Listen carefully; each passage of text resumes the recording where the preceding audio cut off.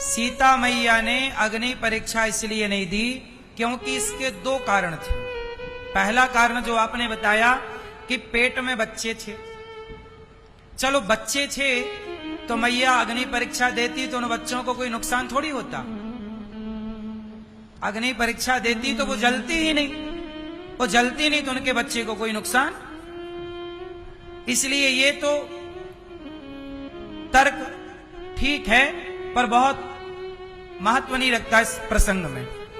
दूसरा तर्क है, सीता मैया ने अग्नि परीक्षा इसलिए नहीं दी क्योंकि अब सीता मैया अपनी इस प्रजा के साथ रहना ही नहीं चाहती।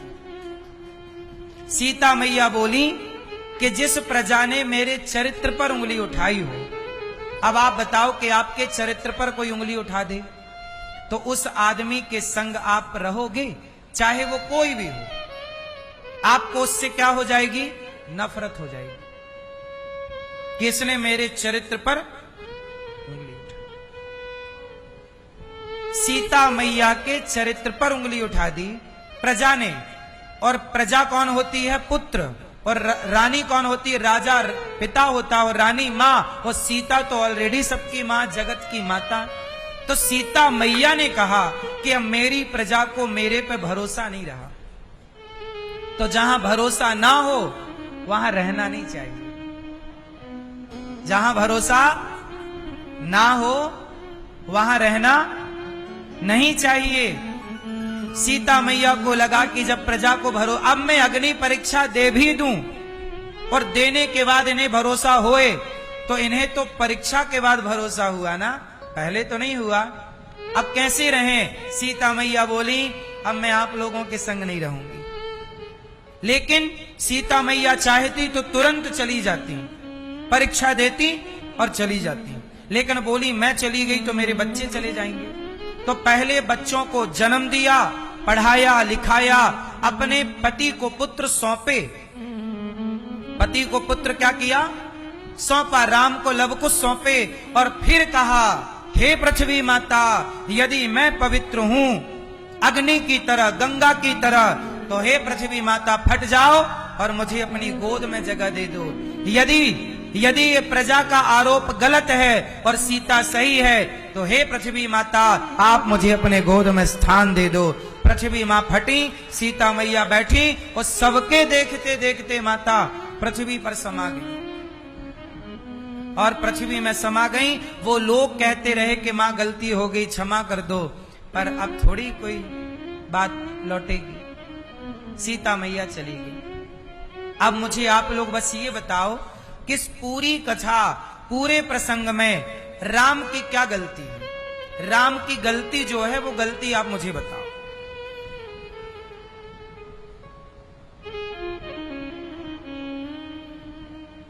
क्या गलती है? क्या गलती है बताओ? राम की जगह आप घंटे 2 घंटे खड़े होकर सोचिए, परिस्थितियां कैसे निर्मित होती हैं और परिस्थितियों को कैसे हैंडल किया जाता है। आप उस परिस्थिति की गंभीरता को तो समझिए। आरोप लगाना सबसे सरल काम है। आप राम पे आरोप लगा दीजिए कि राम गलत है। आरोप लगाना सबसे सरल काम है। सबसे कठिन काम है परिस्थितियों में डट के रहना और उस विषम परिस्थिति में भी सही निर्णय लेना।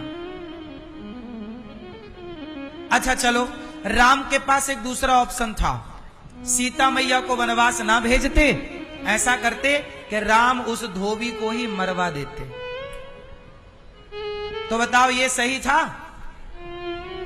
यदि राम सीता मैया को वनवास ना भेजते और धोबी को क्या करते? तू बोल रहा है ना मेरी पत्नी को गलत, चल तुझे फांसी पे लटकाऊं, और राम जी फांसी पे लटका देते। क्या होता? इससे क्या होता कि सीता पर अभी आरोप ही लगा था कि सीता गलत है, लेकिन धोबी को मरवाते तो सीता पर लगा हुआ आरोप सिद्ध हो जाता कि ये गलत है, तब तो मरवाए। बोलो हां। अब राम क्या करते? उस समय सही निर्णय यही था कि वनवास भेज देना। और सीता मैया चली गई। अच्छा, इसकी एक दूसरी कथा भी है। दूसरी कथा ये है कि जब राम जी ने रावण को मारा, तो रावण को मारने के बाद राम से मिलने कौन आया पता है आपको? दशरथ जी। दशरथ जी मर चुके थे, आपके ज्ञान में होगा। दशरथ जी मर चुके थे, पर दशरथ जी स्वर्ग गए थे। स्वर्ग से वापस आए, राम से मिले। ये बात रामचरितमानस में लिखी है। राम जी से मिले और दशरथ जी ने कहा कि राम, ऐसा करो कि तुमने पूरे रघुकुल का नाम रोशन किया है। बेटा, मेरी अभी 2 साल आयु बाकी थी।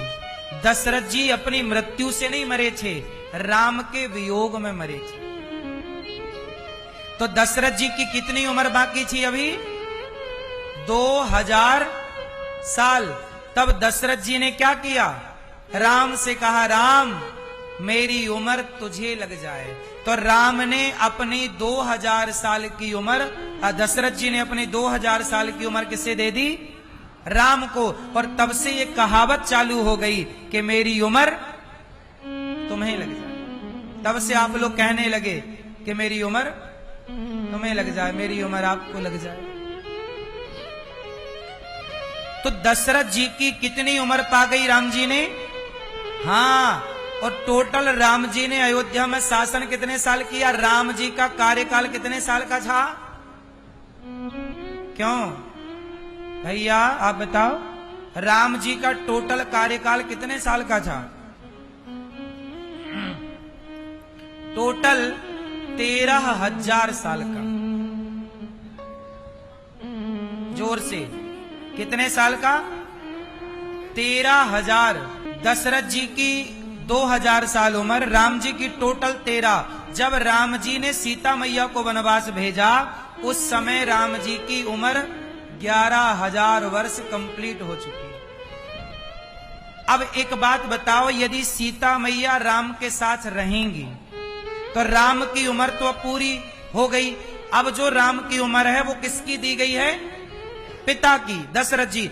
अब पिता की उम्र से, पिता के आयु से यदि सीता मैया का स्पर्श करते राम जी, तो मर्यादा बिगड़ती कि नहीं? क्योंकि अब वो उम्र किसकी है? ससुर की। उस ससुर की उम्र से पति को स्पर्श करना, और राम कौन है? मर्यादा पुरुषोत्तम। इसलिए सीता के जाने के बाद राम जी 2000 साल तक रहे, और सीता मैया के साथ राम जी 11,000 साल रहे। अब वो 2000 साल उम्र पिता की थी, तो पिता की उम्र में पत्नी को संग कैसे रखते? इसलिए पत्नी ने लवकुश को सौंपा। इसके बाद सीता मैया अब अग्नि परीक्षा देके अब तो रह सकती थी, पर बोली कि अब मैं चल रही हूं प्रभु, आप आइएगा। तो माता ने अपनी लीला पूरी की, अपने गौलोक चली गई। बाद में फिर राम जी लीला पूरी करके आई। तो ये लीलाएं हैं, ये कथाएं हैं। एक छोटी सी कथा और है राम सीता मैया के वनवास की, कहो तो सुनाऊं। सीता मैया के वनवास की एक छोटी सी कथा है कि सीता मैया जब छोटी सी थी, तो छोटी सी सीता मैया से गलती हो गई। क्या गलती हो गई? एक तोती और तोते को इन्होंने एक बगीचे में देखा। तोती बढ़िया राम कथा सुना रही थी, राम जी की गाथा। तो तोती को सीता मैया ने पकड़ लिया और सोने के पिंजरे में डाल दिया। तोती बोली, सीता हमें छोड़ दो, हम गर्भवती हैं, आकाश में रहेंगी, उड़ेंगी। सीता मैया ने कहा, तुम मेरी कथा सुनाती हो, मेरे राम की जरा सुनाओ, यहीं रहना। सीता मैया ने एक ना सुनी तोती की, एक ना बात मानी तोती की। बेचारी तोती उस पिंजरे में तड़प तड़प के मर गई। तब तोती के तोते ने बद्दुआएं दी। बद्दुआ मीन्स श्राप। तोते ने श्राप दिया कि सीता, जैसे तुमने हमारी गर्भवती पत्नी को हमसे दूर कर दिया, जाओ हम तुम्हें श्राप देते हैं कि जब आप गर्भवती होंगी तो आपके पति आपको अपने से दूर कर देंगे और कारण मैं बनूंगा। वही तोता अगले जन्म में धोबी बनकर आया, जिसके कहने से सीता मैया को वनवास जाना पड़ा। ये कथा पद्म पुराण में लिखी।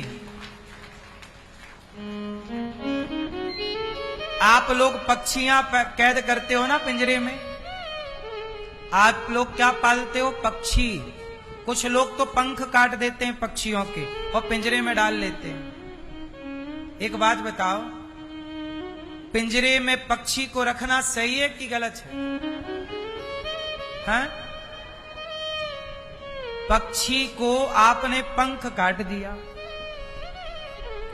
यदि आपने पक्षी का पंख काटा तो आपने पक्षी की उड़ान तो रोक दी, लेकिन आपने अपनी कई पीढ़ियों की उड़ान रोक ली। जो किसी की उड़ान रोकता है तो क्या आपकी उड़ान पर ब्रेक नहीं लगेगा? आपको क्या अधिकार था कि आप पक्षी के उड़ते हुए पक्षी के पंख काट दो? क्या आप उसके पंख उसे लौटा सकते हैं? जब आप उसके पंख नहीं लौटा सकते तो पंख काटने का अधिकार किसने दिया? अरे पक्षियों से प्रेम है तो प्रेम का मतलब ये नहीं कि आप पंख काट दो। प्रेम का मतलब तो ये है कि आप अपने आंगन में एक बढ़िया पेड़ लगाओ, अपने आप पक्षी चहका करेंगे, आपके आंगन में पक्षी आया करेंगे, घोंसला बनाया करेंगे। आप देखना, ये प्रेम है। ये प्रेम नहीं कि आप पंख काट दो, ये प्रेम है। अब कुछ लोग कहते हैं हम तोते से बहुत प्यार करते हैं और पंख काट। अब बताओ, जो प्यार करेगा वो पंख लगाएगा कि काटेगा? परमात्मा ने प्यार किया पक्षी से, पशु से, तुमसे। अब कोई कहे कि देखो हम आपसे बहुत प्यार करते हैं पर आप हमें छोड़ के चले ना जाओ, इसलिए हम आपके दोनों पांव कटवा देंगे। कोई आपसे कहे कि हम आपसे बहुत प्यार करते हैं पर कहीं आप चले ना जाएं, इसलिए हम आपके दोनों पांव कटवाएंगे। तो बताओ वो आपको प्रेम कर रहा है? प्यार तो परमात्मा करता है जिसने पांव दिए। प्यार तो परमात्मा करते हैं जिसने पंख लगाए। प्यार का नाम ये नहीं कि आप पंख कटवा दो। बोलो हां कि ना? क्या करना है? पंख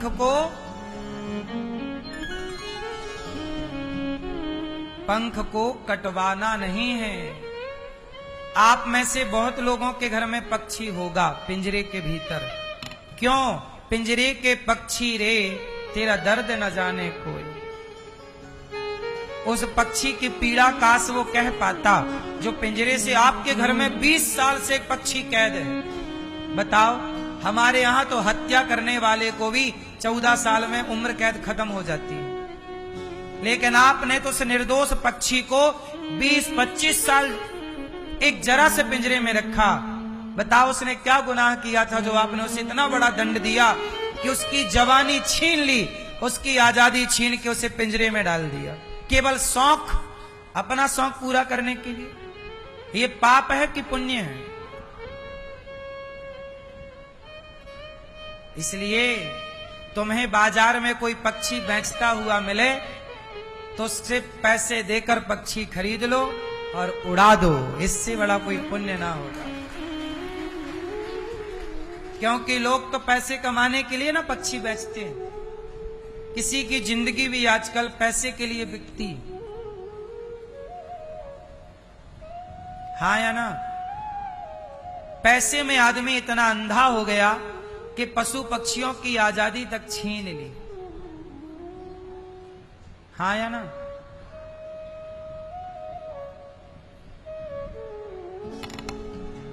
सबसे बढ़िया है पेड़ लगाओ, वृक्ष लगाओ, बड़ा वृक्ष लगाओ। उस वृक्ष में बड़ा जब होगा तो पक्षी घोंसला बनाएंगे, अपने आप आपके आसपास पक्षियों की चहक रहेगी। सुनना, देखना, हमारे गांव में ये दास का जहां घर है, हमारे घर के बगल में एक पीपल का पेड़ लगा है, सैकड़ों साल पुराना है। उसमें सैकड़ों तोता रहते हैं, छोटे छोटे उसमें वो बने हुए हैं बिल, नेचुरल लकड़ी के। और वो उसमें घुस जाते, उसी में अंडा रखते हैं, उसी में वो सवेरे से वो उनका चलता। नाना प्रकार के पक्षियों का दर्शन होता। एक पेड़ पर एक बार मैं भी शौक से, छोटा था तो मैं भी बाजार से एक तोता खरीद के लाया, और तोते के लिए मैंने 600 का एक पिंजरा भी खरीदा, 500-600 का। पर तोते को जब लाया तो लाने के बाद मुझे उसे देख के लगा कि मैं इसे कितना भी अच्छा दूध पिलाऊं, खाने को दूं, पर ये है तो पिंजरे में ही ना, मैं इसे कभी खुश नहीं रख सकता। आप कितना भी सोने का पिंजरा बना के दे दो उसे, पर आप कभी उस पक्षी को खुश।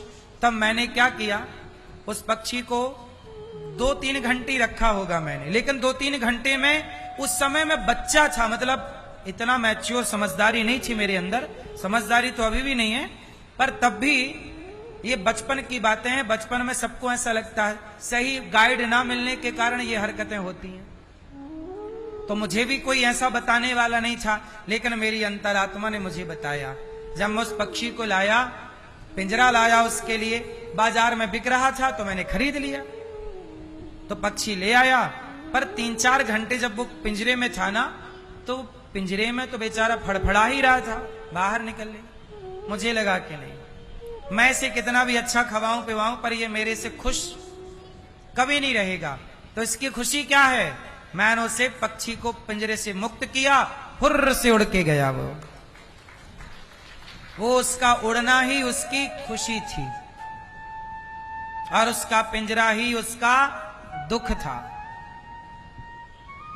भगवान सबको अपनी जिंदगी जीने के लिए भेजे, जियो। किसी की जिंदगी में बाधा, माता सीता बाधा बनी तो माता सीता को श्राप लगा, वनवास जाना पड़ा।